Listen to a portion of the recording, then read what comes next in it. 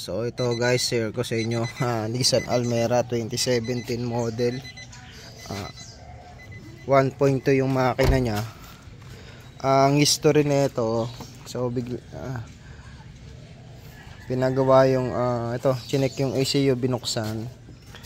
Pero bago mangyari yon, ang nangyari kasi sa unit na to, bigla na lang ayaw umandar. So habang pinapark down ni sir yung unit niya, bigla na lang after ma-park ayaw nang mag-start. So dinala to sa service center. Yun nga lang, medyo mahirap kasi i-diagnose yung ganito kasi electrical issue. So ang lumalabas sa scanner is CANCOM circuit. So napakahirap i-trace nun kapag ganun, CANCOM circuit. Kasi isa-isain mo yung mga linya ng mga CAN circuit. Then yan, chine-check natin. So ito yung issue niya.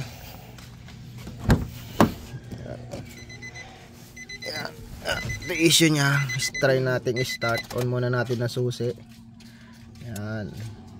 So nakailaw yung immobilizer indicator ng immobilizer, and then yung check engine.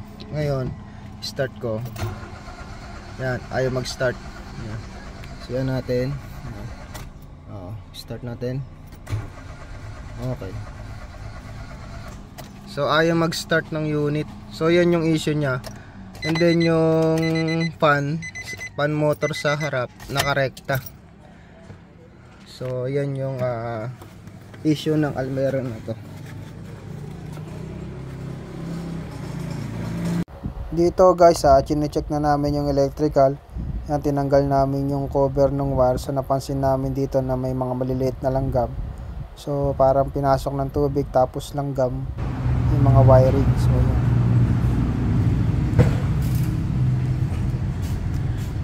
Parang pinasok yung harness.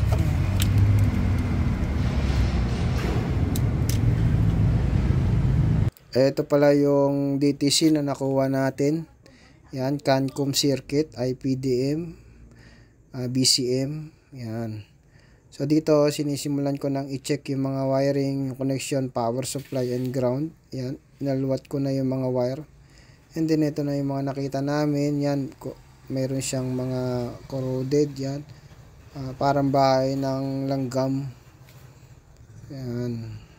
Then ito yung IPDM, subject for repair. Ganon din yung ECU nya is subject for repair din yung ECU. So ayan, pinagawa natin. At ito na, umaandar na yung unit after magawa yung IPDM saka yung ECU.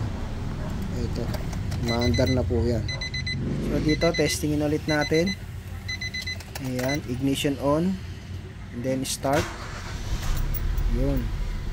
So dito, ang assessment ko dito kung bakit nasira yung ECU saka IPDM is dahil nagkaroon ng build up yung mga langgam, o nagkaroon sila ng bahay dun sa connector at dun sa mga wire. Kaya nangyari, nung nabasa, ayan, na grounded. At ang mga naapektuhan yung mga electrical component tulad ng mga module, yung CPU saka IPDM. So after natin mapa-repair, okay na, kapag pasalpak, scan, wala naman naging nakitang problema.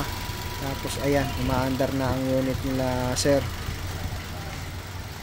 Shoutout pala kay paring JP na isa sa mga tumulong sa akin para ma-diagnose yung unit na to. Yan, shoutout sa iyo pre. Yan, sa mga gusto magpagawa, Nissan din ang ginagawa niya. Yan. So dito okay na ang unit, pwede nang release. At ito na ang review ng ating customer. Maraming salamat po ma'am. Sa mga hindi pa nakasubscribe, please subscribe to my YouTube channel para updated kayo sa aking mga ilalabas na video. Maraming salamat po sa mga nais magpagawa ng ganitong issue. PM lang po kayo sa aming Facebook page, Nisker, at pwede kayo mag-direct sa akin sa James Llanes. Ilalagay ko po sa screen ang aking Facebook page at ang aking personal account. Maraming salamat po. Thank you for watching.